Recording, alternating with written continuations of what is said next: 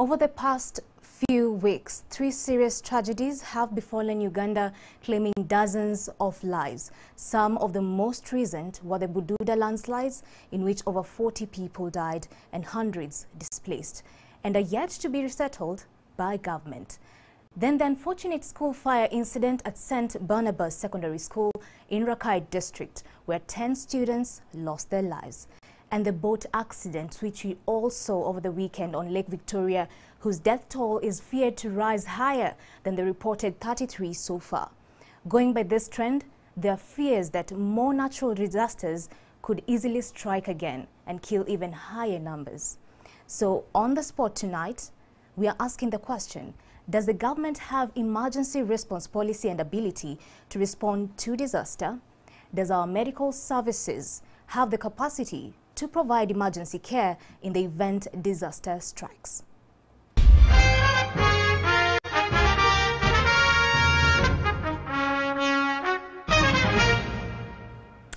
To answer those questions, in studios with me tonight is Dr. Sylvester Kugonza. He is the head of Department Public Policy and Governance at the Uganda Management Institute. Welcome to the show. Good evening, viewers. Good evening and welcome. Next to him is Mr. Cliff Alinga. He is an emergency and critical care nurse, senior lecturer at Aga Khan University. Welcome to the show. Thank you, and good evening, viewers. Good evening. Gentlemen and our viewers, would like to start this conversation by observing a moment of silence of them that are departed.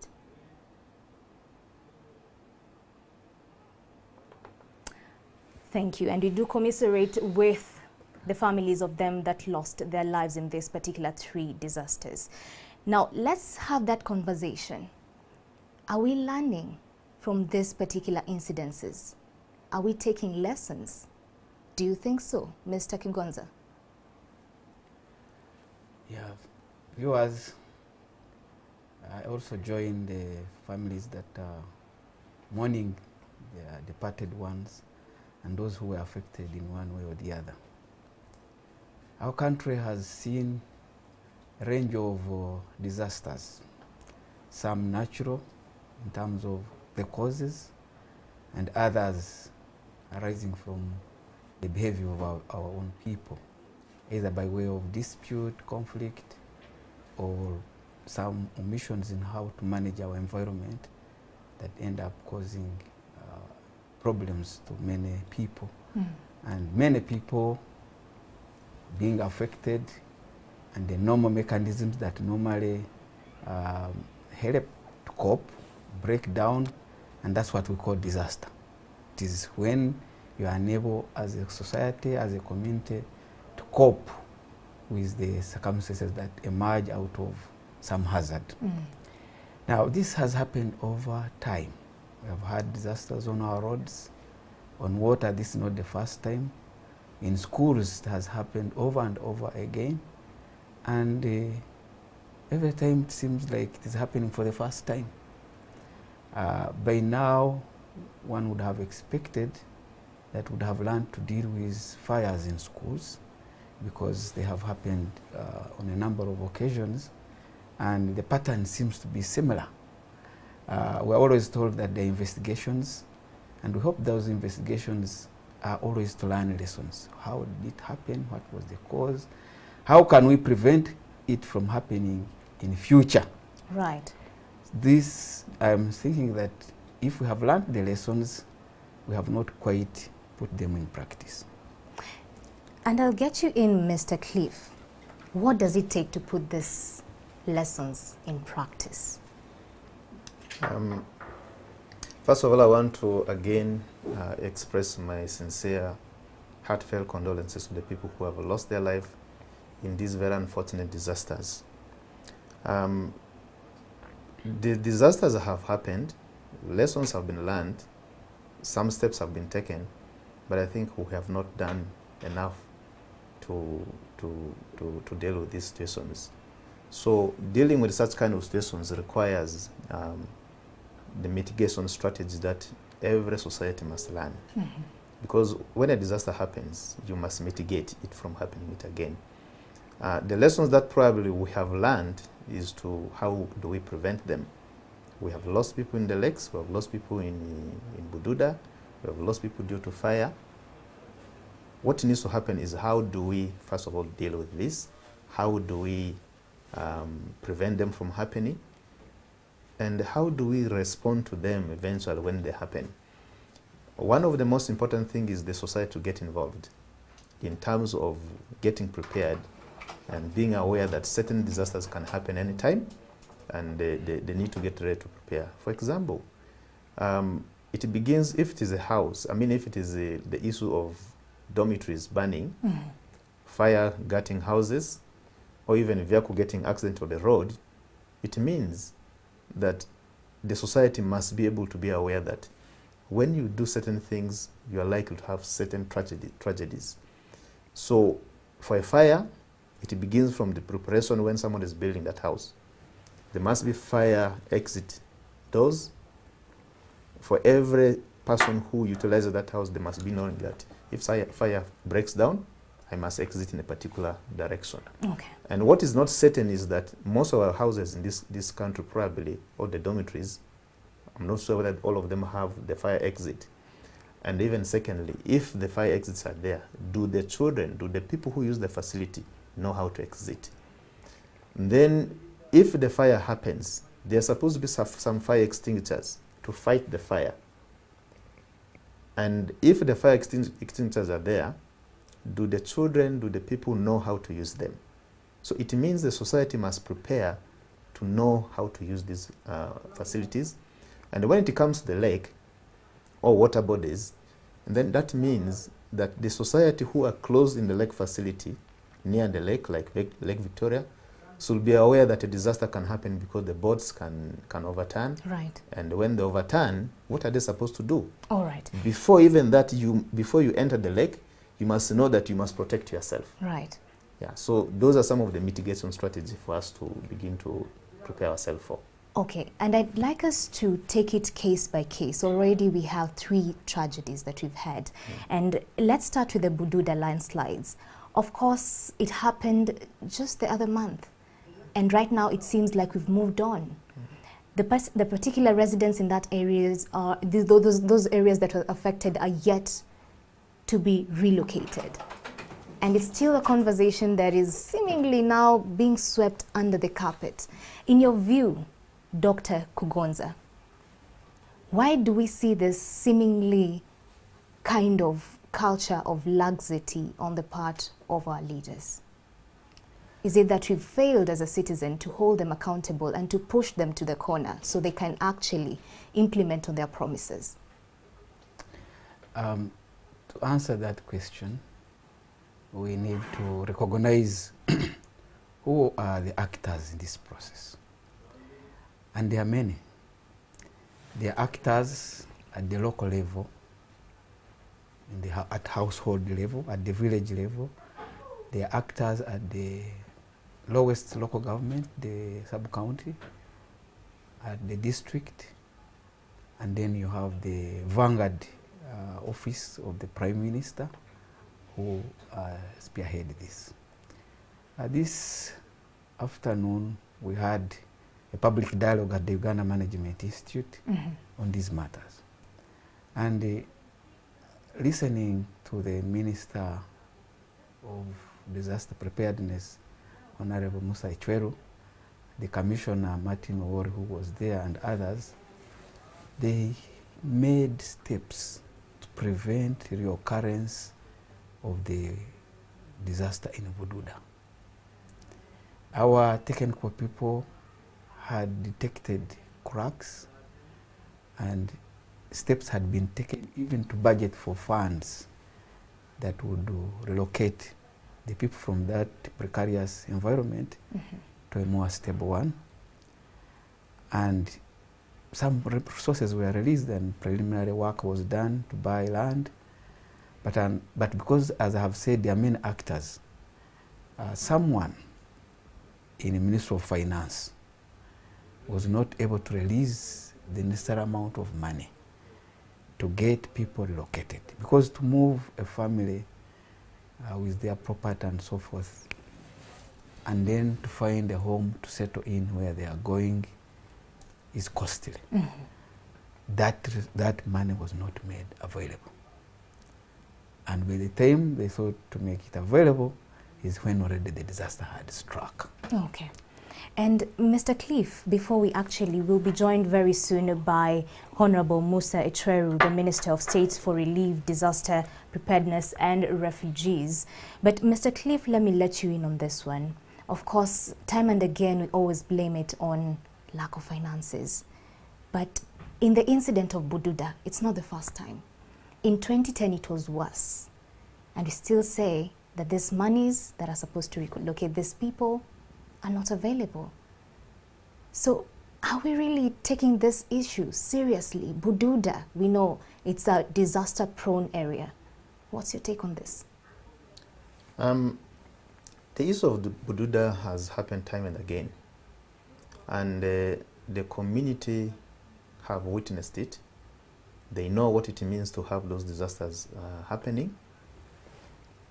But not blaming the leaders or the community, but I think it is our culture of not taking certain things seriously that we must act on them.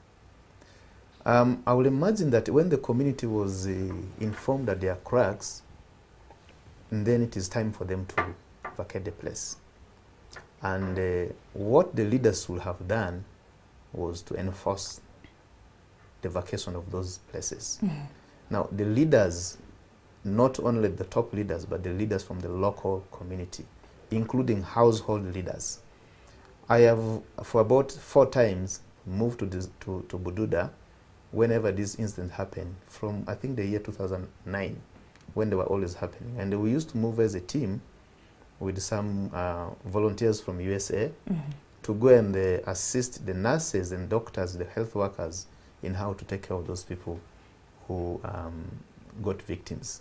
But one of my observations was that some of the victims of these disasters had constructed houses on a slope. And to construct a house on a slopey area on a mountain is a very risky venture somebody needs to take for his family. Aware that this mountain is a rocky mountain, it will be unthinkable for leaders to observe their community members constructing houses on a very risky spot where it is potentially dangerous for a landslide to happen. And these houses have not been there for only a few days, but they have been there for years. But it appears that the community are not aware that they are sitting on a time bomb. So we're also saying that the community has a role to play. Yes. They are to be blamed as well. They are to take responsibility of how to mitigate some of these disasters to happen. Okay, and we'll have to link to Honorable, but just to bring on to that point, of course we're linking to him right now, the technical team is working on it. Someone would say, they will come into their defense and say that if you're telling us to relocate, we're a poorly, relatively poor kind of people, kind of society. How do we relocate and you're not facilitated to relocate? The relocation cost is quite high for us. So let me just remain in my own Chibanda, in this particular slope. My children have to have a roof over their heads. But before you answer that, let's link to Honorable Musa Ekweru. Good evening, sir. Evening. Thank you so much for joining us on the spot tonight. Now, the big question today is government really learning from this series of disasters that are striking the country? Yes, sir? Good evening, sir. Good evening. Okay, we seem to be losing him, but Mr. Cliff, you can actually respond to that. Is government learning any lesson? Is that the question?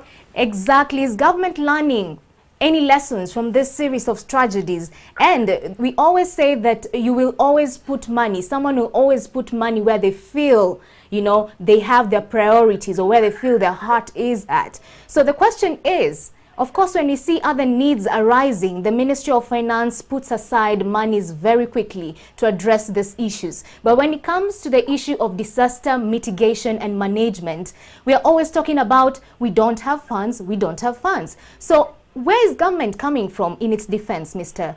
Ekweru?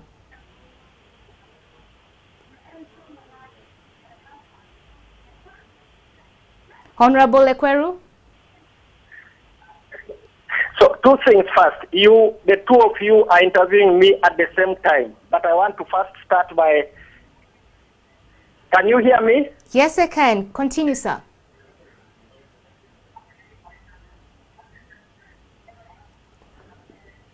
Expressing my condolences.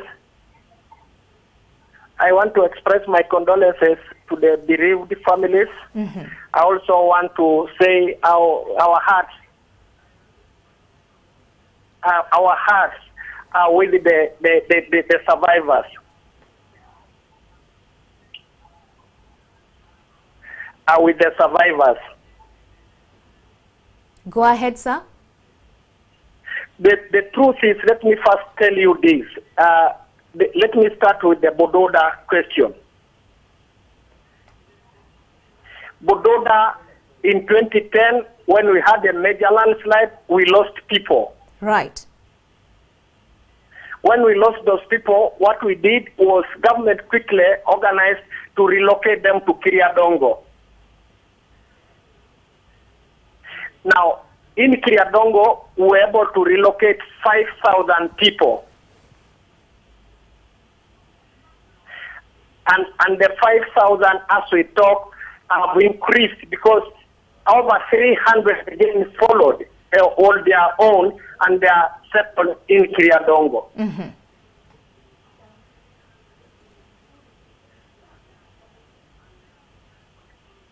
Yes, sir. Go ahead. They are in Kiriadongo.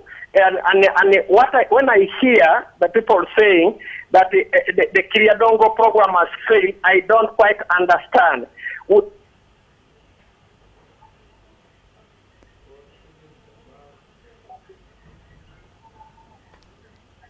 Honorable Ekweru?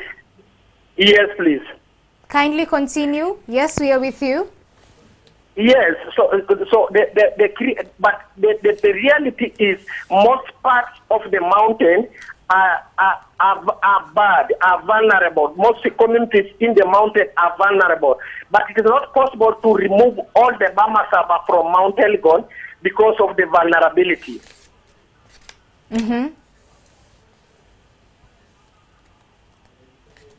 Honorable? Yes.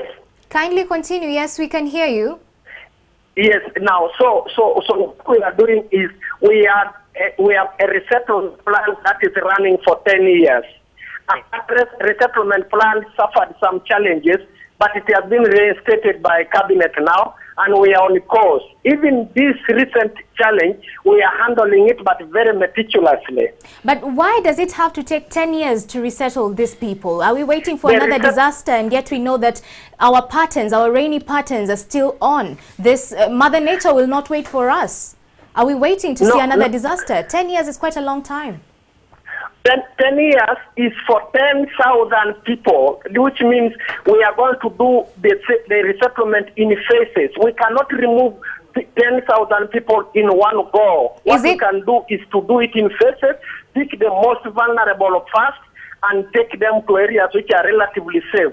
Then go to another level, then go to another level until we eventually resettle close to about 100,000 people who are at the risk of landslides and floods in the country. So, Honorable, are you saying that we are doing this in phases because of the financial aspect of this?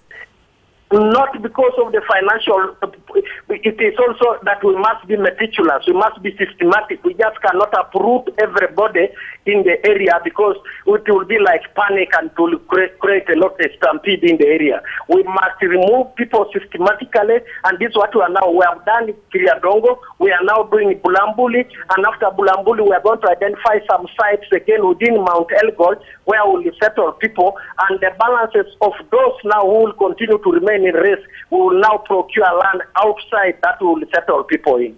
Okay, now that we know that this particular relocation will actually take place across, in 10 years, then are we having mitigation measures just to ensure that in case Mother Nature strikes again, then we don't lose lives in Bududa?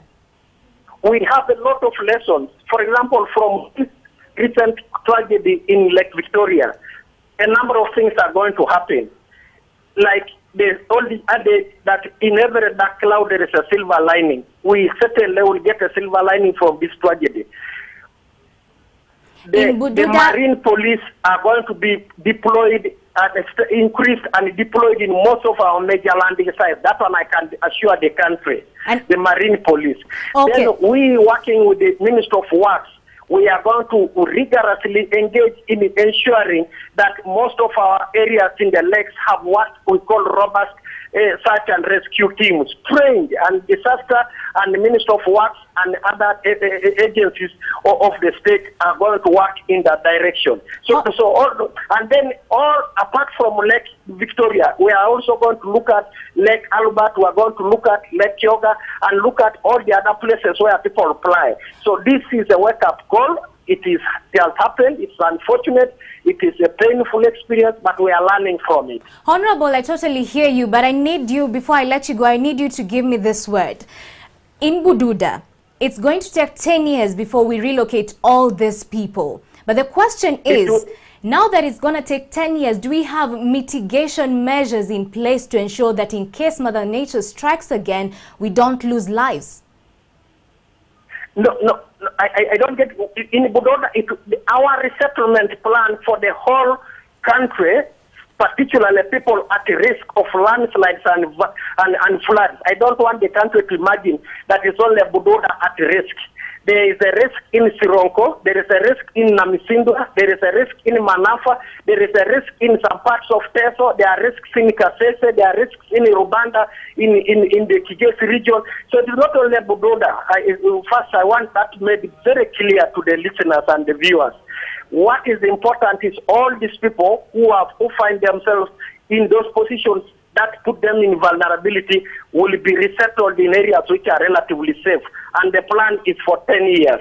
Okay, sir. Let's move on to the issue of the waterways. And this is the last question before I let you go. Of course, we know that the laws that we have, the laws that are there manning these water spaces are totally outdated. Of course, we have two of them, and these are the Vessels Registration Act of 1904. Then the other one is the Inland Water Transport Control Act of 1939. Totally outdated. How long will it take for us to have fresh laws that are in line with the new dynamics of the water spaces in place, just to ensure that we regulate and mitigate disasters in the waterways? It may not just be the law, my sister and countrymen. The reality is, even if those so apparently obsolete laws were implemented to the letter, it would have saved the lives to a great extent. The truth is, all of us are responsible. We probably on the side of policymakers and government had relaxed because this is a new frontier. We have been so much focusing on the fishermen. We didn't know that the lakes, all of a sudden, because of the peace prevailing in the country, had become areas where people go just for leisure in the middle of the lake. So this is a new development. It has woken us to a reality that we must prepare in that frontier also, because this is a development we cannot stop. We can only find a way of making it safe for citizens and even tourists who come and they want to go on cruises. So the laws may be obsolete, but even if they were obsolete and implemented to the letter, it would have to a great extent mitigated the situation. Now then what remains to be done is to update the laws to be in tandem with the current environment. And this is going to be worked on by the Minister of Works and all the other sectors of government that are responsible for putting in place those laws. And I can tell you that is already in very high gear. Are we having timelines for this, sir? We have already started the discussion. I cannot tell you, it's not a secret, that last Monday, the Minister of Works briefed Cabinet adequately and indicated some of the areas that need to be addressed. And they have been asked to prepare a cabinet paper which should be ready very soon, most likely in a week or so. And then we will, after cabinet approves on some of the suggestions they are putting in place, we go to Parliament, and I'm sure all the parliamentarians are one on this case. We will be able to pass these laws, and it is not just enough to have the laws. We will have to move in to make sure that the laws are enforced. I want to let the country know that we have learned a lesson from this. Some of us who are for disaster management have seen in some countries that the Minister of Disaster Management working with Internal Affairs, for example, have the power to enforce, say, evacuation. In Uganda, it has been a little bit difficult. Okay. If I wanted to leave, say, like Muyenga, because of a particular threat, they will subject my direct debate. But the laws that are going to come must ensure that they allow us the necessary power to direct people to respond when we suggest that they must respond, and the citizens must respond appropriately. All right, sir. Thank you so much for your input. Of course, we'll be following through with this particular developments just to see what government does and if this time round you actually, honor your word and implement. Thank you so much, sir. Honorable Musa Ekweru, Minister of State for Relief, Disaster Preparedness and Refugees here in the country. We are taking a short commercial break, but don't go away. On the Spot tonight still continues.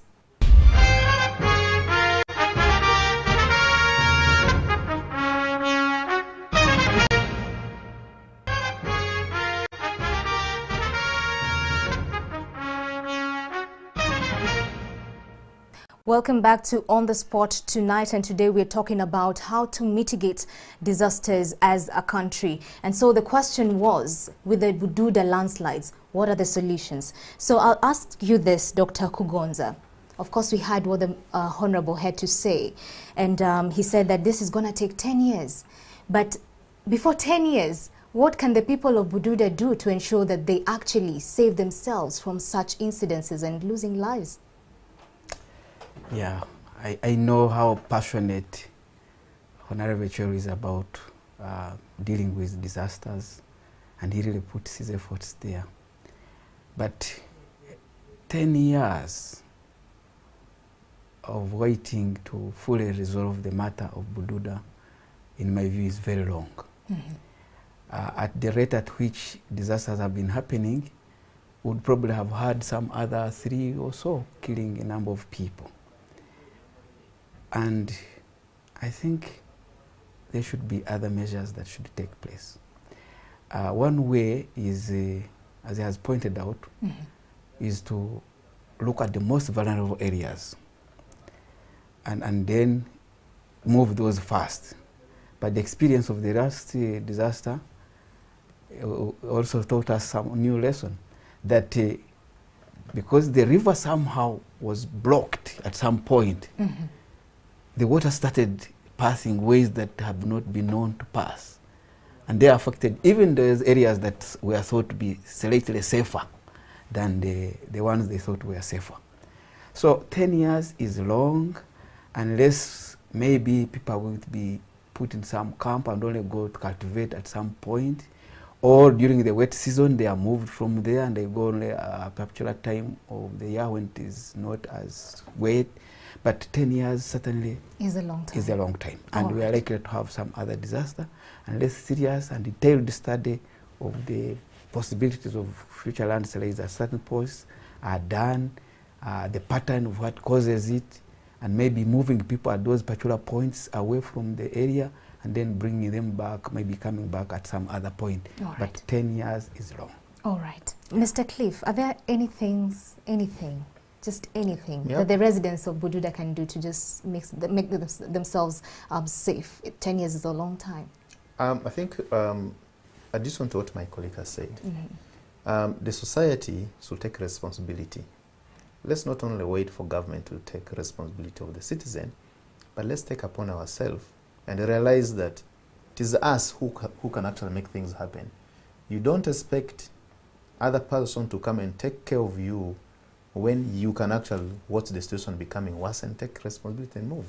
So in that regard, I will encourage the local council leaders in that community, work together with the scientists who are supposed to monitor the weather, to monitor the environment, where the potential threats are, and the society should believe in what the scientists and the local leaders tell them. And when they tell them to move, it is very important that they should move away to a safer area.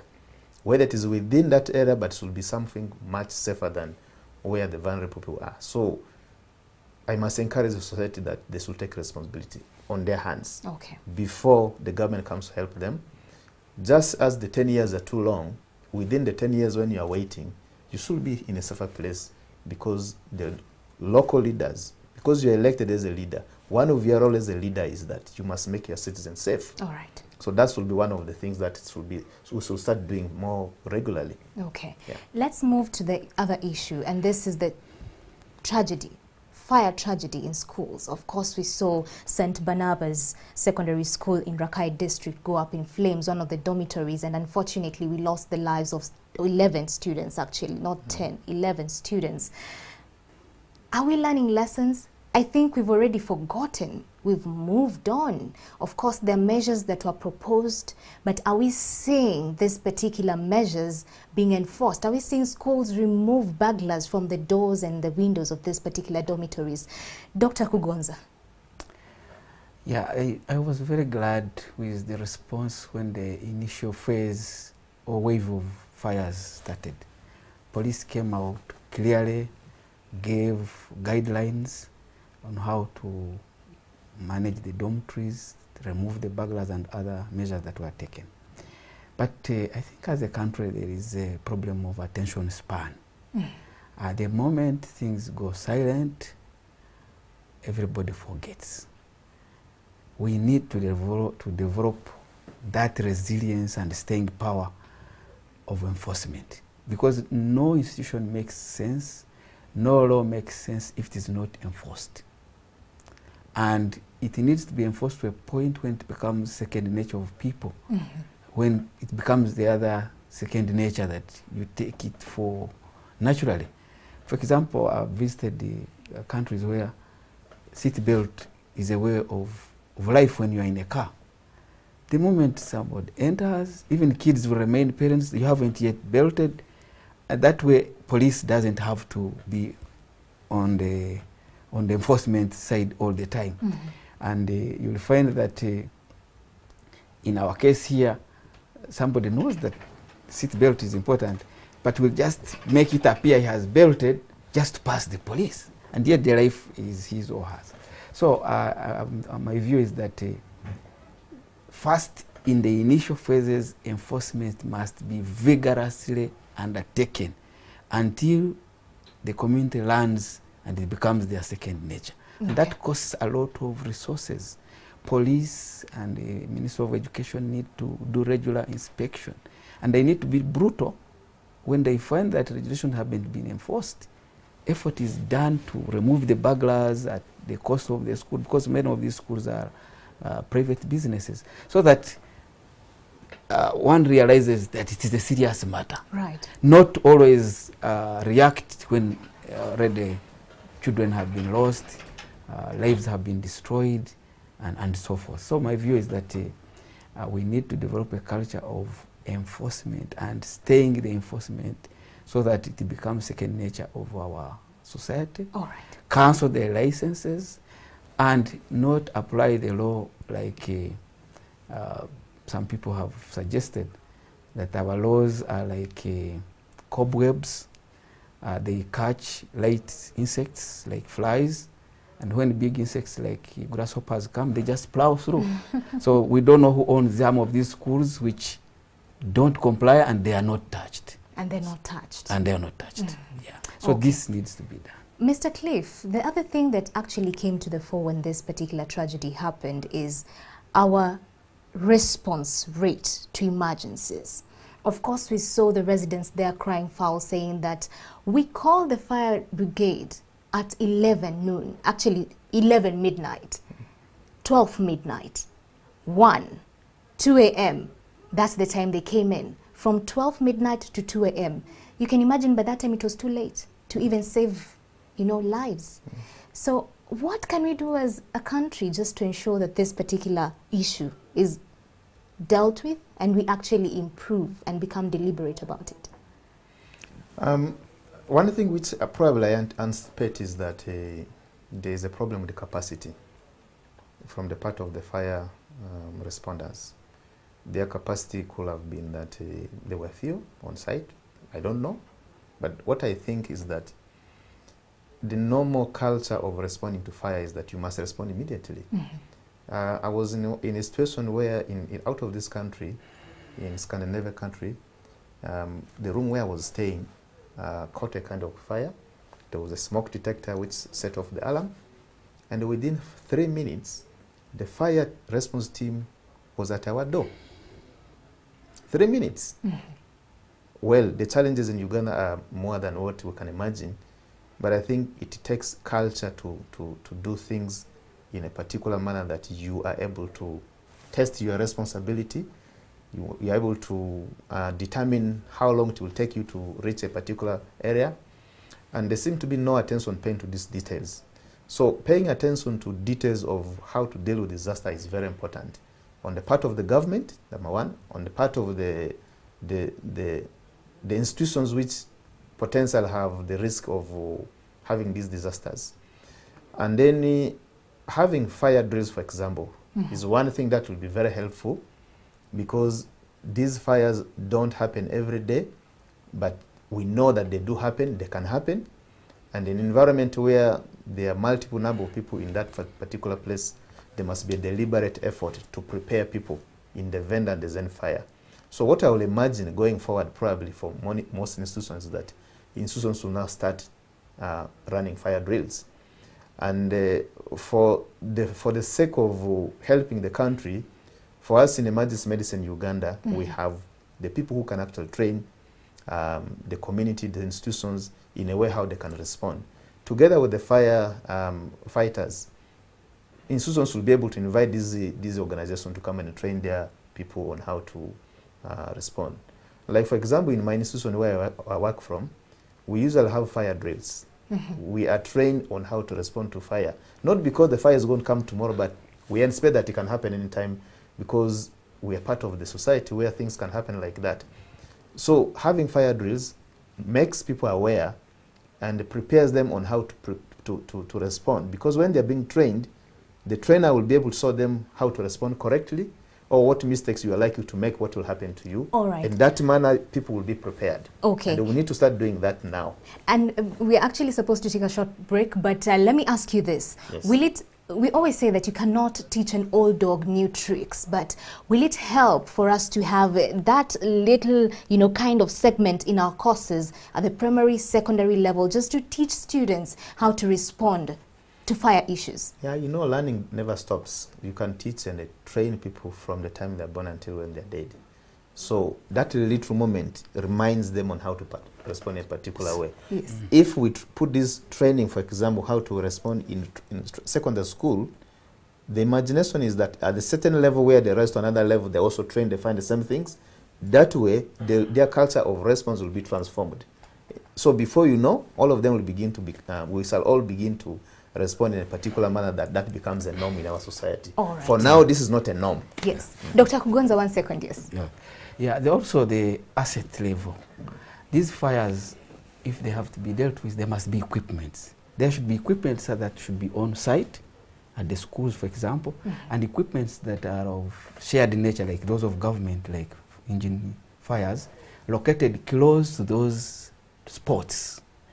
Now, if you have an engine fire in Kampala to cover all the way up to Masaka, certainly with our roads and the kind of jams that happen, it is going to take a long time to reach there. Right. So you need to position them, just like we do. Yes. Whenever government anticipates there will be crowds which may react in a certain way, you find tear gas equipment are located at a particular spots, meaning if they have to act, it won't take a long time. They'll just do it on the spot. Then I get you, Doctor, yes. Then too, internal policies within government can enforce. Like, for example, at the Uganda Management Institute, we have a safety and security committee. We have developed our own safety and security policy, which lays out all the possibilities of things that could go wrong and how we would react.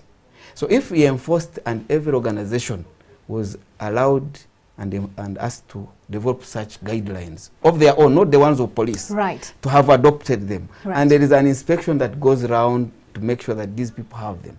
These same ones would be used to make these people culpable if they evaluate their own. And it becomes an audit aspect of the whole process. Thank you so much for your submissions. We have to take a short commercial break, but don't go away. On the Spot Tonight still continues.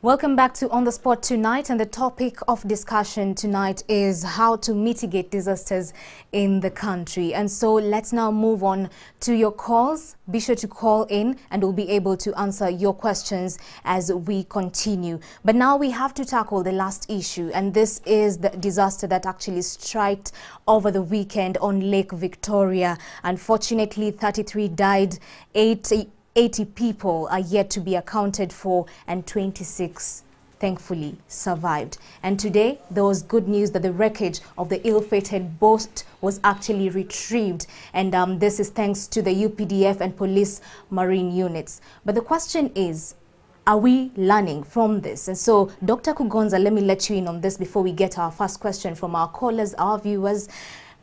How best could this be handled, just to ensure that we don't have another tragedy on our water spaces? Okay, there are three measures. The first one is to prevent. And prevention would be that our boats are inspected regularly. They are not allowed to overload. The life jackets are enough for the people who are going to be there, and so forth.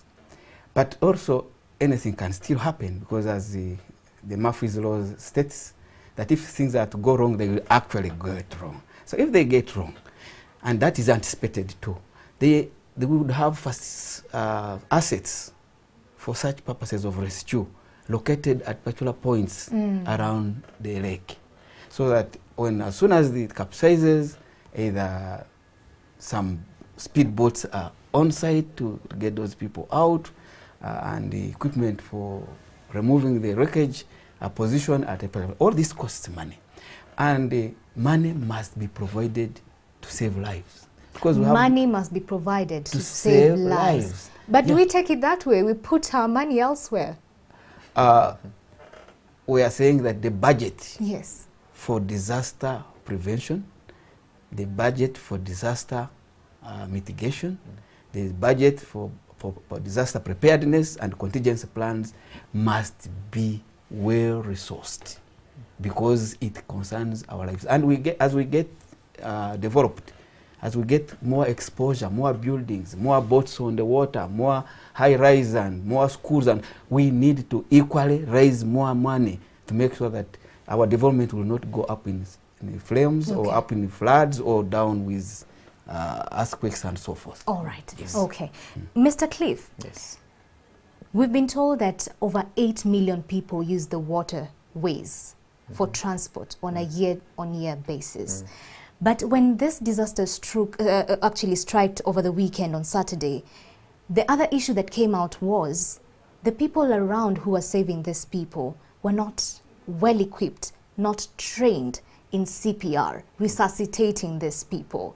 Is it important to have these courses in our schools, in our curriculum, such that we all know, in case I'm found in this scenario, I can actually save a life? Because most of them actually lost their lives because there was no one to administer CPR to them.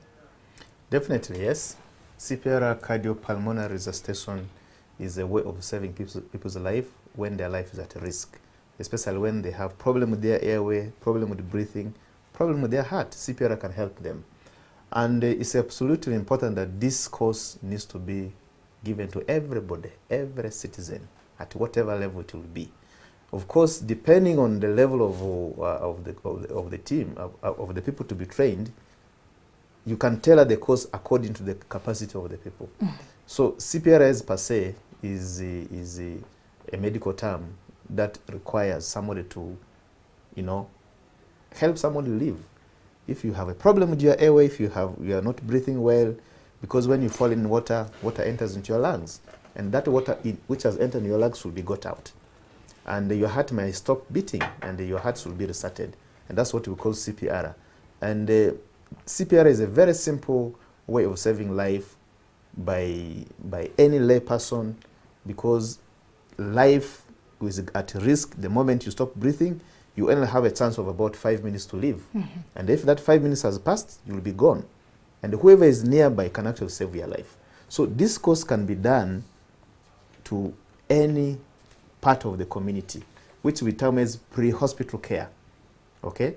Pre-hospital care in the near future, because emergency medicine currently is beginning to roll out these courses, we can train people at any level of society, any level of the community, even at the lakeside, we can train the fishermen on how to help people live. What will it take to train everyone, especially the fishermen and the communities that are around the lake? It takes the community around there to organize themselves through their leadership. I believe the fishermen must be organized, and then when they're organized, they can invite us to come and train them. And when we train them, this training can actually be done for 6 hours to give them basic information on how to save people's lives. Is this free training? It is free for now, but it can also require some cost because there are some contingencies that will be required. But if the community organizes themselves, they can actually meet the cost. The cost is not so much. All right. It's very little. So they can do that. So it is important that at any level, this course needs to be taken by any society, and they're free to invite us to come and help them train their people. All right. Yeah. Dr. Kugonza, before we actually take our calls, when this disaster happened, the president sent out a statement. And what he said, and this is what caught our eyes here in the newsroom and also for our viewers, because we always monitor the social media feedback, he said this, and I will quote him. He says, the 5 times I've crossed in small boats or canoes in some of the lakes here in East Africa. Thrice Lake Victoria, 2 times Lake Tanganyika. I found them very dangerous to cross because, number one, they're not fully prepared, and he broke that down. He said he noted the issue of overloading. The other issue he noted is there were no standby engines in these particular water vessels. The other thing is no or inadequate life jackets and reliable navigation. Himself, he knows there's an issue, you know. So if we are to start even taming the players in this particular space, especially the islands, the private-owned islands which have and own these particular water vessels, where do we start? Because like this one, this particular boat, it was privately owned. Yeah, Minister Cheru, in his statement, said that they are going to increase marine police to do what would have been ordinary traffic work on the road, now on the water. It doesn't matter whether it is a public vessel or it is a private vessel. If the rules are there, which have to be followed, then they should be enforced. And clearly our problem has been enforcement. And enforcement, not that our enforcement officers don't know what to enforce, but something happens that they don't enforce, whether that is a result of corruption or limited manpower to do surveillance of the waters, but something happens, enforcement is not done. And enforcement does not discriminate. It should be both for public vessels as well as for private vessels. Okay. So if there is a private island somewhere and somebody has a vessel, that's a very conspicuous asset because people who visit it will know about it. So it would be of interest to our marine police and others to find out whether it is a safe facility and how regularly it is serviced, and every time it is in the waters, whether it is worthy of being there. All right. Yeah. Mr. Cliff, the president also ordered for the registration, electronic registration of all water vessels in the country and the monitoring of the same. Is that a good start to solving this particular issue? Yeah, I think that's a very good start because you will be able to know what kind of vessels we have, how prepared are they in terms of safety, and when they move on water, how do we monitor their movement? And in case of crisis, each vessel, I imagine, will be tagged with a particular code. Right. So if a vessel is moving on water and it gets into problem, the vessel will have to make a crisis call to the control, because the police, marine, should be able to monitor if a vessel has left the docking place and it is moving to a point A. If this boat has met any challenge, should be able to make a crisis call. And the moment it makes a crisis call, then a team should be deployed to go and help them. And that is one of the ways how you can be able to track which vessel has got a crisis. Just like the planes that move up, each plane that moves up there in the sky has a code. And whenever it is moving, crossing one country, each country is communicating to that plane. Right. And this will also be able to happen on our waters as well, so that when they get a crisis, and then they notify the emergency team to go and respond to them. And that could be one of the strongest, recommendation that will take immediate effect. Immediate effect. Yes. Of course, I know the issue that will be brought on the table is that it's going to be an expensive venture. But Dr. Kugonza actually pointed out to the issue of we are ailing as a country from the sickness of lack of implementation. So if we are to wake up and actually wake up from that particular sleep and actually get treated from this particular disease, quote unquote, where do we start? Implementation. We can start with Doctor as we come to Mr. Cliff. Yeah, in this particular one, the citizens must be able to explain why it happens and whom to attribute blame. There are aspects, as my colleague has pointed out, which lie squarely on them as the individuals, as households. But there are things that are for government to do. Right. And when a disaster strikes, there should be outrage. Outrage to explain why wasn't it prevented and why were the mitigation measures not taken. Okay. And why was there no disaster preparedness. All right, so we need to hold the government accountable all the time. Yeah,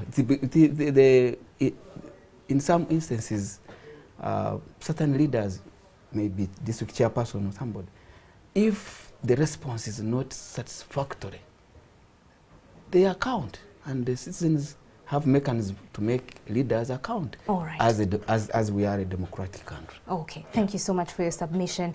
Dr. Cliff, Mr. Cliff, yes. Where do we start? Implementation. The starting point One is second. The starting points will be people in position of authority. Authorities will take responsibility for their roles. If you have a role to monitor a particular situation, like the movement of a boat, or making sure they're safe, or ensuring that everybody puts on a life jacket, that's your responsibility. And if you don't do it, there must be penalties for it, and that penalties will be very deterrent, so that it doesn't happen again. That should be the starting point. Yes. Penalties. Yes. Okay.